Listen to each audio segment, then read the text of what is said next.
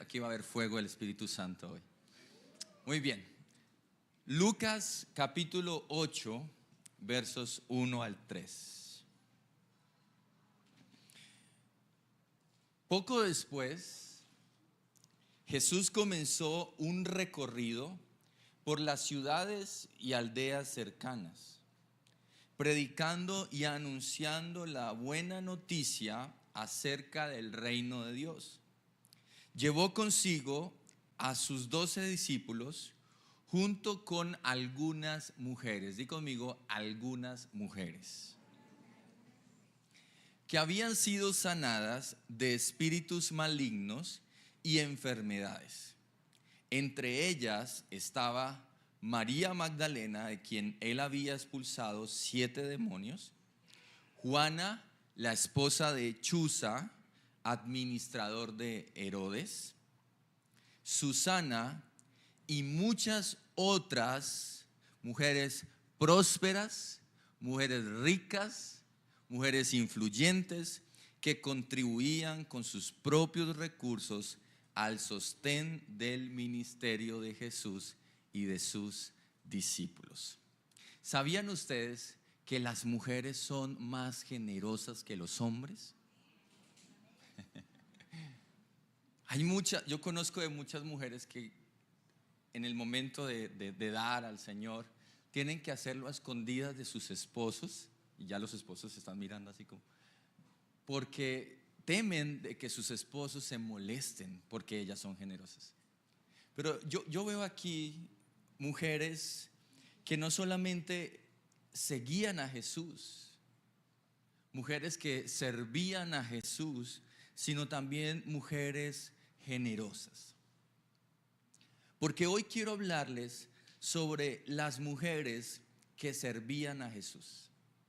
Y el título de mi mensaje es El ministerio de las mujeres, porque eso es servicio.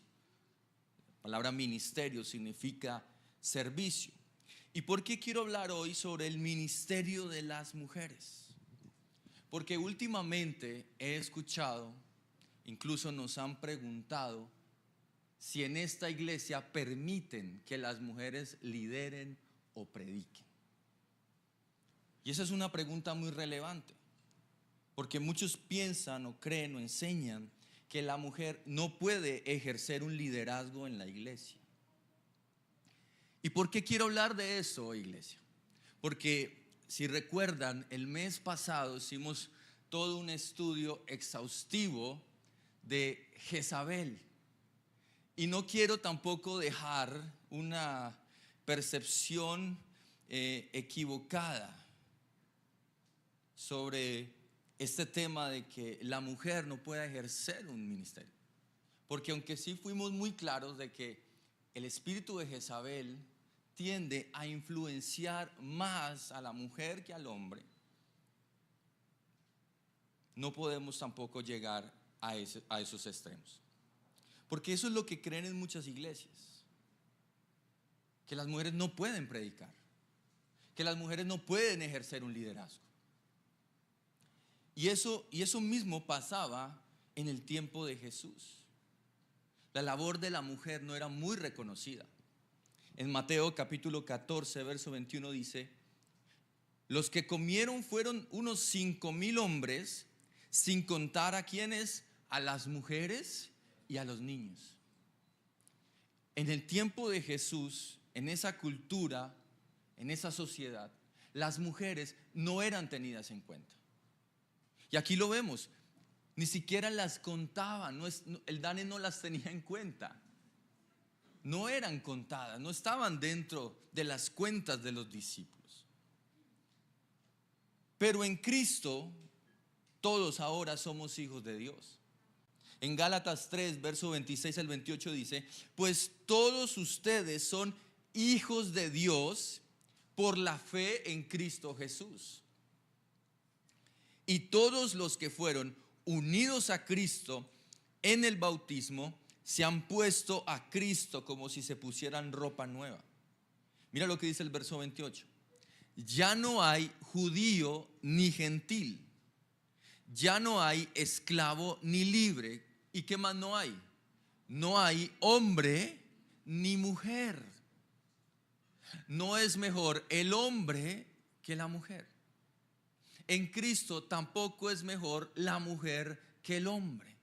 Ahora, dice el Señor, todos ustedes somos iguales delante de Dios y somos el mejor título que podemos recibir, hijos de Dios. Somos uno en Cristo Jesús. Y en esta iglesia creemos en el ministerio de las mujeres. Sin embargo, hay unos versículos que son especialmente difíciles de entender y de explicar. El primero de ellos está en 1 Corintios capítulo 14, versos 34 y 35. Mira lo que dice: las mujeres deben guardar silencio durante las reuniones de la iglesia. No es apropiado que hablen. Deben ser sumisas, tal como dice la ley. Si tienen preguntas, que le pregunten a su marido en casa, porque no es apropiado que las mujeres hablen en las reuniones de la iglesia. ¿Cómo le dice usted hoy a una mujer que no hable? Yo le dice, pero ¿cómo? Pero muchos, infortunadamente, usan estos textos y traen todas sus ideas equivocadas y usan este tipo de texto para despreciar el ministerio de las mujeres. Y me gustaría poder explicar este y otro texto que lo vamos a leer más adelante desde distintos puntos de vista. Quiero hablarlo desde un punto de vista histórico-cultural, pero también quiero presentárselos desde un punto de vista teológico, es decir, desde una teología, desde un punto de vista de Dios, pero también doctrinal y finalmente pastoral, es decir, desde qué piensa el pastor Julián con respecto a este versículo. Históricamente, Corinto era una ciudad griega. La ciudad de Corinto era una ciudad portuaria. Alguna vez usted ha ido a Cartagena, me imagino. En Cartagena es muy común ver a muchos extranjeros. Usted ve aquí hablar dos gringos y usted queda así como que, wow. Pero en Cartagena o en otros lugares donde son zonas costeras especialmente, es muy normal ver a personas hablando en otros idiomas. Corinto, por ser una zona portuaria, era una zona multicultural. Era por naturaleza también una ciudad muy inmoral. Y esas culturas estaban influenciando la iglesia. Entonces, en muchas reuniones, las mujeres no participaban públicamente en las reuniones. ¿Por qué? Porque culturalmente en ese entonces las mujeres no tenían acceso a educación, a diferencia de hoy. Hoy todos tenemos acceso a educación. Y hay mujeres muy preparadas, muy entrenadas, muy capacitadas, pero en ese tiempo no tenían acceso a educación. Entonces, en reuniones públicas no permitían que las mujeres interrumpieran. Porque en el contexto de Corintios capítulo 14, básicamente Pablo lo que está enseñando o está diciéndonos es un tema de orden en las reuniones. Eso estaba pasando. Y Pablo estaba trayendo orden. Por eso más adelante dice, Dios no es un Dios de confusión, sino de orden. Es un tema de orden. Teológicamente hablando, algo muy importante en la interpretación bíblica es que todo texto debe ser entendido en su contexto general. Un texto fuera de contexto es un pretexto para decir cualquier cosa. Y yo tengo que estudiar la Biblia en su contexto. Por ejemplo, Pablo en 1 Corintios 11:5, Pablo acepta que las mujeres oren en público. Y ya lo acabamos de leer en Gálatas, que para Dios no hay hombre ni tampoco hay mujer.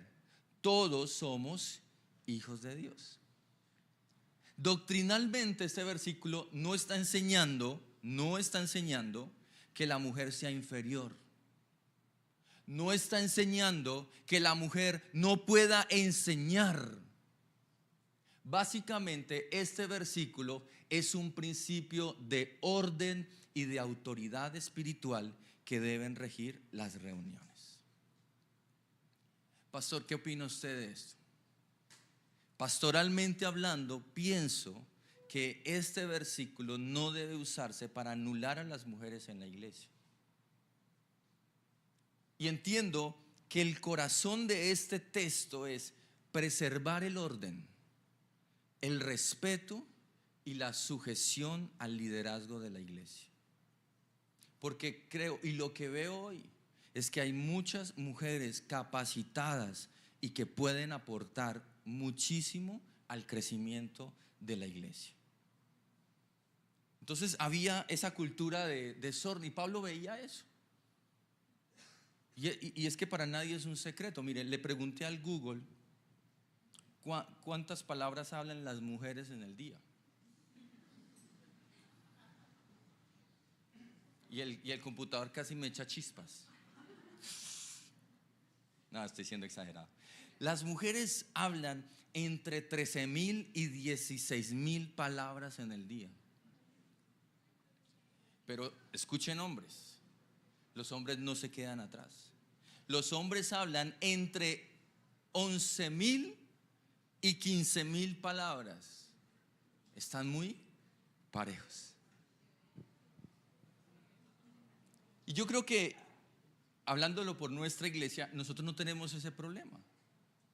Porque hemos creado una cultura de orden y hemos creado una cultura de silencio, especialmente durante las predicaciones. No, nadie está por ahí, ay, una pregunta. No, más que todo es un tema de orden y respeto en las reuniones. Muy bien.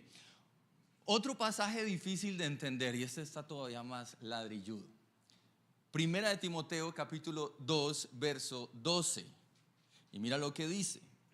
Otra vez Pablo: yo no les permito a las mujeres que les enseñen a los hombres, ni que tengan autoridad sobre ellos, sino que escuchen en silencio. ¿Cómo le dice usted hoy a una mujer, mi amor, escucha en silencio?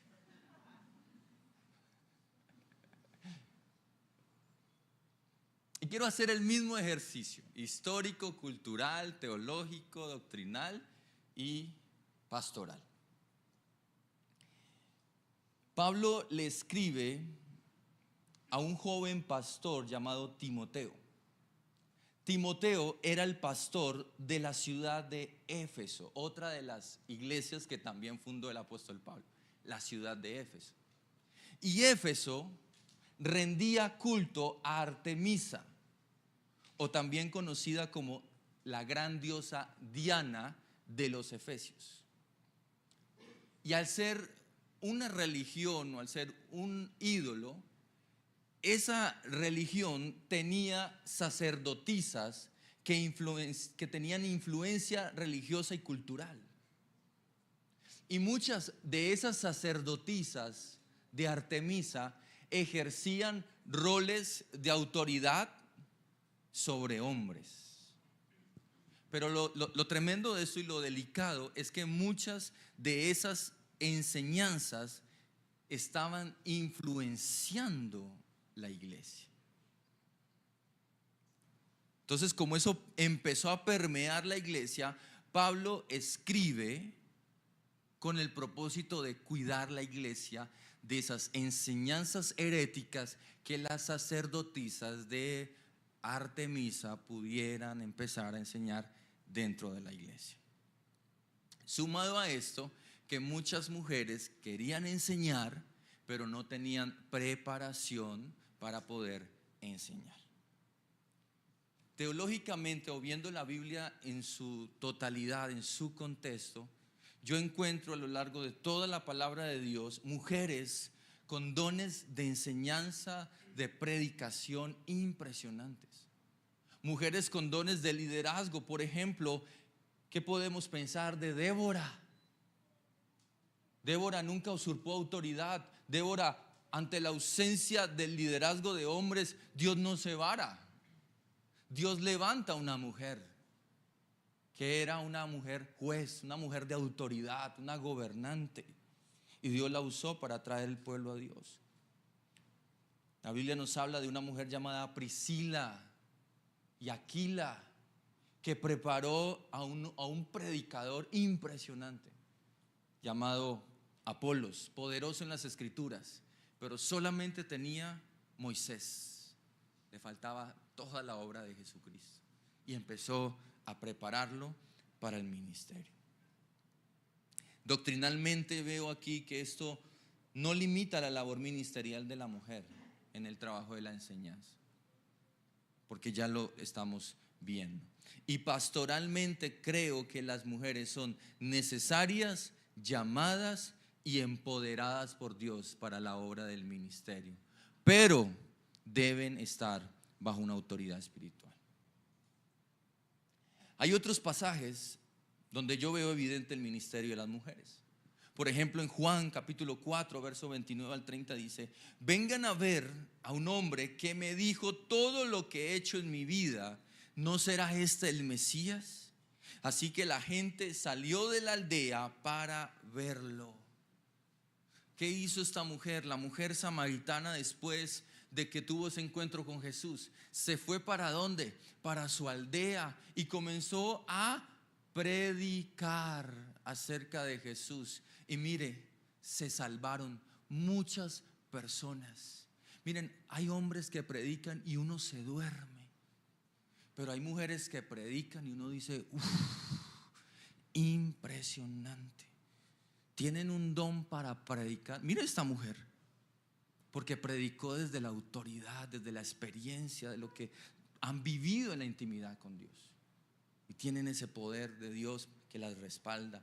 Otro ejemplo, Mateo 28, 6 al 8 dice, ahí están hablando los ángeles en primer lugar, y le dice: no está aquí, ha resucitado tal como dijo que sucedería.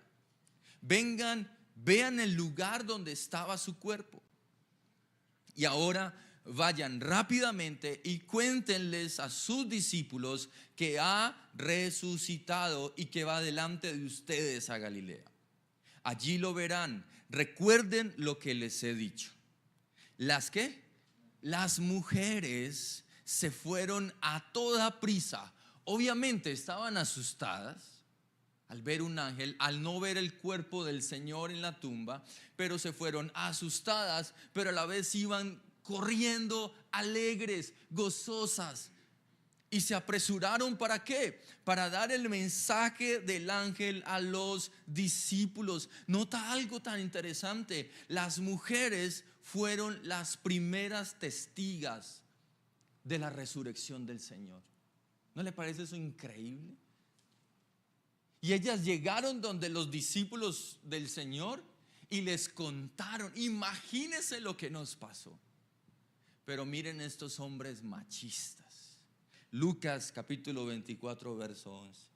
Pero a los hombres el relato les pareció, ¿qué, iglesia? Una tontería. ¿Notan el nivel de machismo de estos hombres? Que algo que el Señor ya les había dicho, algo tan importante, estos hombres dijeron: mujeres tontas, y no les creyeron. Una vez me preguntaron, o nos preguntaron por redes sociales, ¿por qué la pastora predica en esa iglesia?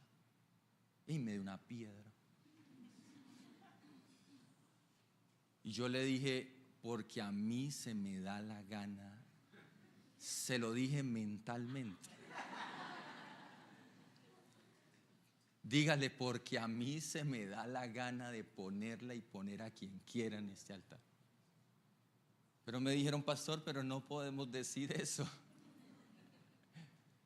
Entonces les hice todo un estudio de Corintios y imagínense usted, un estudio teológico, doctrinal.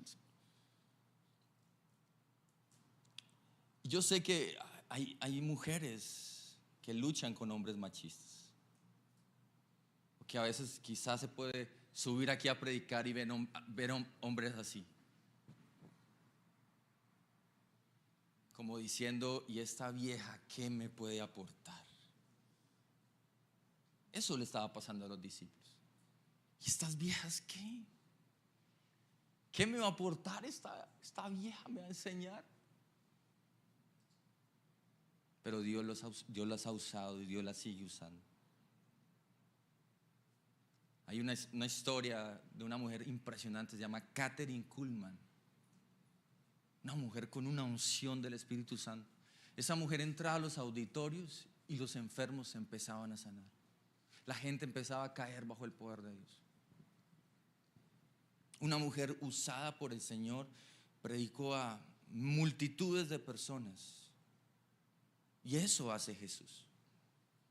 Jesús restauró el lugar y el papel de la mujer. No fue ese cuento de la liberación femenina. No, fue Jesús. Jesús le dio la dignidad a la mujer.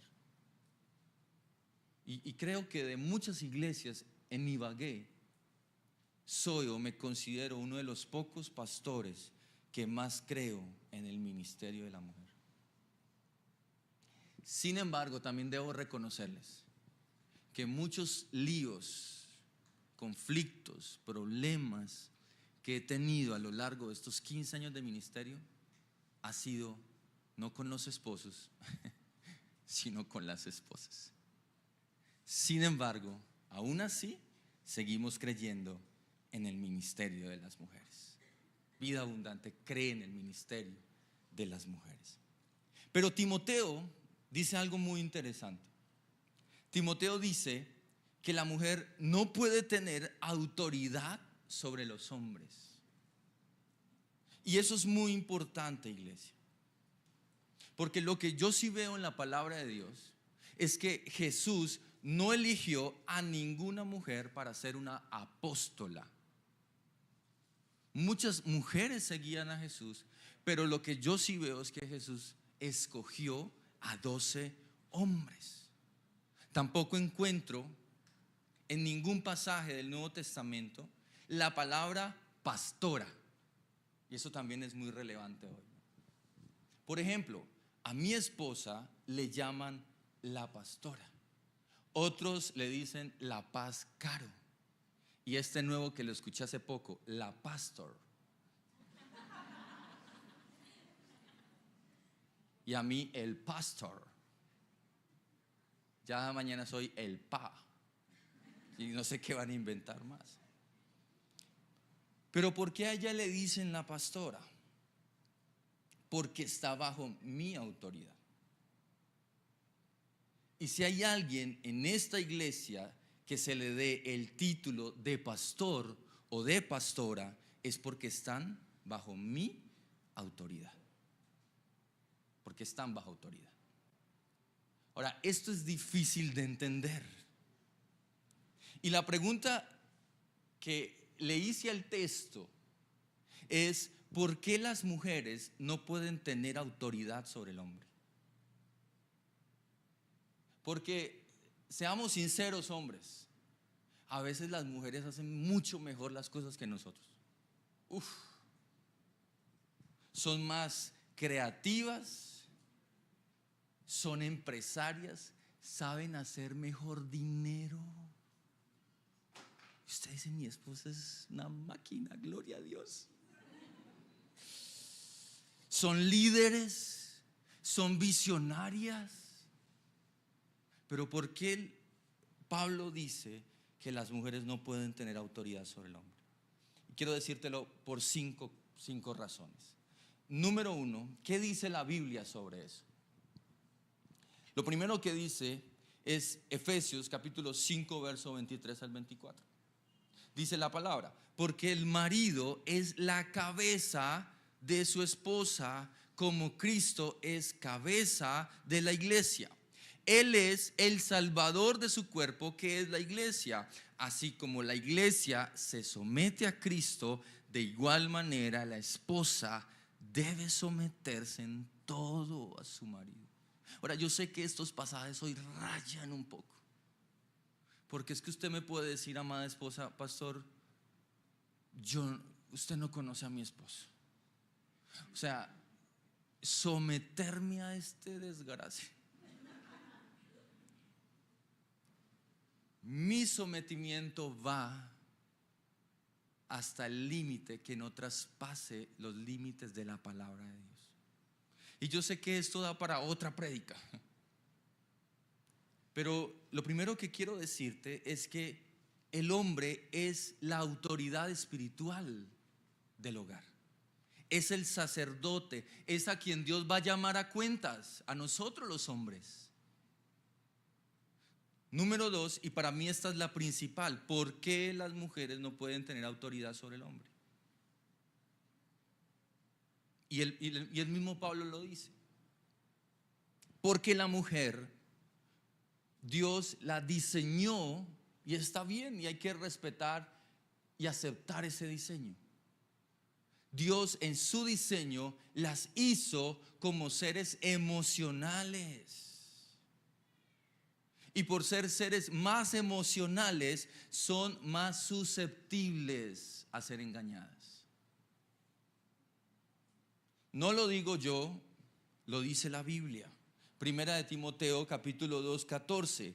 Ahora bien, seguimos en el contexto de Timoteo. No fue ¿quién? Adán el engañado por Satanás, sino que fue la mujer la engañada, y la consecuencia fue el pecado. Y ahí tengo muchas preguntas. ¿Dónde estaba el hombre en la conversación entre Satanás y la mujer? ¿Durmiendo? ¿Jugando play? ¿Jugando fútbol? No sé. Pero lo que yo veo, un abandono de su autoridad espiritual. Abandonó su liderazgo. Y mire lo que sucede. Y Dios viene y le pregunta a Adán. Y le dice: mijo, ¿qué hubo pues? ¿Qué hiciste? Aparte de eso, que se habían escondido, ¿no? Como que juguemos a la escondidas con Dios. Y Dios los encuentra y le pregunta: ¿dónde estás? ¿Cómo así? Luego Dios no sabe. No, la pregunta en realidad significa: ¿qué hiciste? Porque él sabía dónde estaban. Pero la pregunta es: ¿qué hiciste? Y la respuesta de Adán, ¿cuál fue? Fue ella. Yo no fui pastor, fue ella. La esposa que me diste. ¿Dónde está tu autoridad espiritual? ¿Cómo así que fue ella? Pero Dios fue a donde la esposa y le dice: ¿qué pasó? ¿Y qué le dice la esposa? ¿A quién le echa la culpa ahora? Al diablo. Toda la culpa es del diablo, ¿cierto? Nos libramos rápido de responsabilidades. La serpiente me engañó. Y a veces yo le pregunto a los hombres: oiga, mijo, ¿no te volvimos a ver en la iglesia? ¿Qué pasó? Y mira, algunos me responden: es que a mi esposa no le gustó cómo la saludaron, entonces, pastor, no volvimos. Y yo lo miro y le digo: hermano, ¿y dónde está tu autoridad? ¿Cómo así? Y es cierto que debemos escuchar a nuestras esposas. Escúcheme, hombres. Debemos escuchar a nuestras esposas, pero hombres tenemos que tener discernimiento espiritual. Porque hay hombres que han hecho de la palabra de su esposa la palabra de Dios. Y es ahí donde uno dice: hey, espera, cuidado. Y encontré una palabra que toda esposa quisiera escuchar de parte de Dios. Génesis 21:12. Pero Dios le dijo a Abraham: haz todo lo que Sara te diga. Y las esposas dicen amén. Tremendas. Yo rayo con ese tipo de, ¿cómo voy a hacer eso? Mi autoridad. Pero ojo lo que te voy a enseñar acá. Una cosa es considerar la opinión o darle importancia a las palabras de tu esposa, y otra cosa muy distinta es hacer lo que ella te diga y no lo que Dios te diga. Una cosa es valorar eso. Somos un equipo, somos familia. Tú me das tu opinión, tú me das tu consejo, pero yo como autoridad espiritual que soy, ¿qué tengo que hacer? Tengo que ir, llevar eso al Señor, filtrarlo por la palabra, y Él y la Biblia como mi máxima fuente de autoridad es la que me dice a mí como cabeza y autoridad espiritual de mi hogar qué es lo que debo hacer. Porque imagínense que doña Sarita, la esposa de Abraham, también le dijo lo siguiente. Génesis 16:2. Entonces Sarai le dijo a Abraham: el Señor no me ha permitido tener hijos. Ve y acuéstate con mi sierva, quizá yo pueda tener hijos por medio de ella. Y Abraham dijo: pues bueno. ¿Y Abraham qué dijo? Y a Abraham le pareció fenomenal la propuesta. Mi pregunta es: ¿ese consejo verdaderamente venía de Dios? Wow. Yo veo ese consejo nacido de una mujer que estaba en ese momento frustrada y amargada porque no podía tener hijos. Estaba desesperada, ansiosa, y le da un consejo equivocado. Y Abraham no tuvo autoridad espiritual para decir: ay, ¿cómo así? Pero eso no es lo que Dios nos dijo. Esa no es la promesa de Dios. No, él dijo: bueno, pues hagámosle, a ver qué pasa. Ayudémosle a Dios porque Dios necesita ayuda. Y usted sabe lo que ha significado hasta el día de hoy para la nación de Israel esa decisión de Abraham. Todo el conflicto que usted ve en noticias del Medio Oriente nace de una decisión equivocada de la autoridad espiritual de esa casa y de un mal consejo de una esposa. Tremendo eso. Entonces, como el enemigo sabe eso, que la mujer, por ser emocional, tiende a ser engañada. Entonces, ¿qué hace? Como a Eva, las usa y a veces pone semillas de cizaña en otras personas. Yo personalmente perdí muy buenos amigos por esto, que cambiaron conmigo, y yo dije: pero ¿qué pasó y qué te hice? Y nunca sentí que fuera algo con él, una situación personal con él, sino que fue algo con la esposa, que no sé qué pasó. Entonces hay que tener cuidado con eso. Por eso el Señor nos habla de todas estas cosas. Por eso Pablo habla de todas estas cosas. No para decir que la mujer no es valiosa, no es importante, no. Es una manera de preservar, de cuidar la iglesia. Otra razón, en tercer lugar, es porque las mujeres también tienden a parcializar las cosas, a favor o en contra de otras personas, y aluden al famoso sexto sentido. Es que siento algo, amor. Es que es un sentir que la Biblia no habla de ningún sexto sentido. La Biblia sí habla de discernimiento espiritual. Y creo que las mujeres tienen un sentido de discernimiento espiritual muy agudo. Pero los hombres también debemos tener un sentido de discernimiento espiritual. Y número 4, y ya lo estudiamos, las mujeres tienden a ser influenciadas, como ya lo vimos, por el espíritu de Jezabel. Por eso Pablo dice que deben estar bajo la autoridad espiritual de un hombre. Sin embargo, la Biblia dice también que la mujer es ayuda idónea para el hombre. De todas las cosas que Dios creó y que dijo, y todo lo que Dios vio fue bueno, hubo una cosa que Dios vio que no era buena, y era la soledad del hombre. Así que le dio un mazazo, lo durmió, y de la costilla del hombre hizo una mujer y se la presentó al hombre y le dijo: no es bueno que el hombre esté solo, no es bueno que el hombre esté solo. Hombres, oren, si no se han casado, oren por una esposa y reprendamos ese espíritu de soltería de esta iglesia. Oren, porque no es bueno que el hombre esté solo. Le haré una ayuda idónea para él.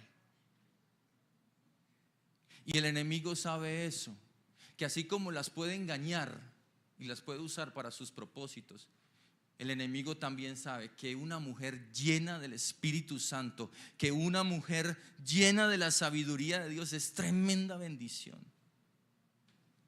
La Biblia presenta a la mujer como la corona de la creación. Imagínense ustedes, el sello de la creación. Especiales, perfectas, idóneas. En Jeremías 31, verso 22 dice: porque el Señor ha creado algo nuevo en la tierra, la mujer rodeará al varón. Yo recuerdo que a mí Dios me confirmó con esta palabra que mi esposa era mi ayuda idónea. Y me lo confirmó en un sueño. Yo creo que Dios habla en sueños, pero siempre los sueños hay que llevarlos y filtrarlos por la oración y por la palabra. Y en el sueño yo recuerdo que yo estaba en una cama solo, durmiendo solo. Y en esa cama yo estaba así, yo soy súper friolento. Yo aquí duermo con cobija de lana, para que lo sepan. Y yo estaba así, titiriteando del frío. Y en ese momento llega mi esposa con una misión salvadora. Y ella traía una sábana blanca en sus manos. Y en ese momento ella coloca esa sábana en mi cuerpo. Yo estaba así como un bebecito y empieza como a darme calorcito. Y yo me desperté y yo dije: habla, Señor, que tu siervo escucha.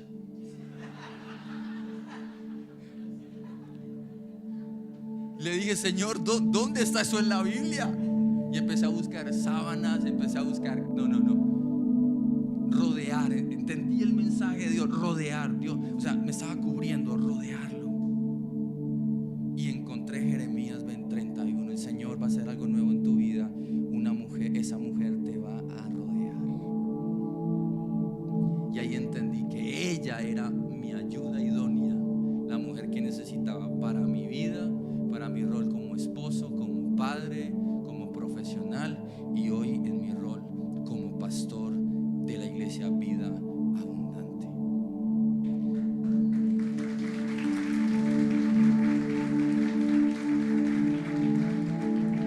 Y durante un tiempo mi esposa, recuerdo hace muchos años que ella no pudo estar muy involucrada en el ministerio porque la situación no daba para estar de lleno en el ministerio, y tenía un trabajo súper fuerte.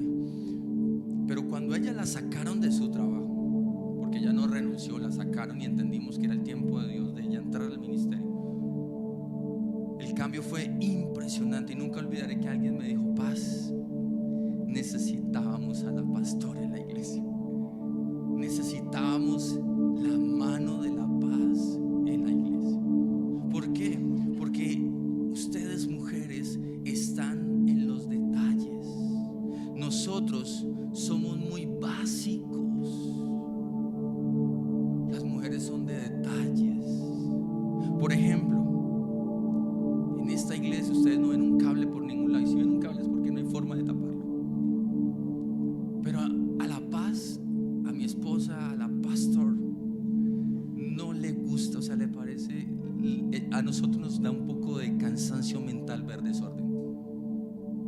Pero ella me ministró eso a mí, porque, o sea, a mí lo que me importa es predicar, pero yo no estaba en los detalles. Pero ella veía, hay cosas que no me gustó, pero ¿por qué? Tienes razón, porque Dios la hizo de esa manera. Otra cosa que mi esposa me ha enseñado y ha sido increíble es que ella me ha enseñado a creer por cosas grandes. Siempre hemos creído por cosas bonitas, especiales para la iglesia. Y siempre cuando preguntamos, ¿y cuánto cuesta? Usted sabe que todo lo bueno cuesta, ¿no? ¿Y cuánto cuesta? Uy, no, eso vale mucha plata. Y de una vez abandono el sueño. Pero mi esposa me mira y me dice, ¿y por qué no? Y de una vez mi umbral de fe aumenta. Por eso yo le digo a ella, amor, ora tú a Dios, porque Dios como que te escucha más a ti que a mí. Porque tiene una fe para creer por cosas grandes y le responde de una manera sobrenatural. Y aunque tenemos grandes diferencias, somos tan diferentes. Por ejemplo, a ella le gusta el sushi, a mí esa vaina no me gusta. Me gusta el chicharrón. Pero ella disfruta comer sushi. Este lunes cumplimos ya 13 años de matrimonio y todavía sigo conociéndola, porque una mujer es un océano entero por descubrir. ¿Qué tal si nos ponemos sobre nuestros pies? Y Señor, te damos gracias por las mujeres de esta iglesia. Gracias porque tú las usas a ellas para sostener el ministerio de esta iglesia. Y hombres, vamos a bendecir a nuestras mujeres. Y te damos gracias, Señor, por sus vidas. Quizás alguien, mujer, te hizo sentir menos, no te hizo sentir valorada, te ha restado importancia. Pero hoy, en el nombre de Jesús, yo te pido, Señor, que tú restaures y reivindiques la dignidad y el papel de la mujer en nuestras familias, en nuestro hogar. Señor, tú las ves. Su diseño original era ser ayuda idónea, pero que infortunadamente el pecado, la cultura machista, las maldiciones generacionales que heredamos de nuestros antepasados, de nuestros padres y abuelos, ha distorsionado el papel de la mujer dentro de la iglesia y fuera de ella. Y yo te pido, Señor, que tú bendigas a nuestras esposas. Señor, aquellas mujeres que son líderes, que son empresarias, mujeres que Dios va a empezar a levantar y a prosperar en el nombre de Jesús. Mujeres con tremendas habilidades administrativas, mujeres con habilidades para hacer negocios. Pero también veo hombres llenos del Espíritu Santo que se van a levantar en la autoridad espiritual y van a pelear por su casa, por su familia. Señor, bendecimos a los hombres y a las mujeres de nuestra iglesia y te doy gracias en el nombre de Jesús.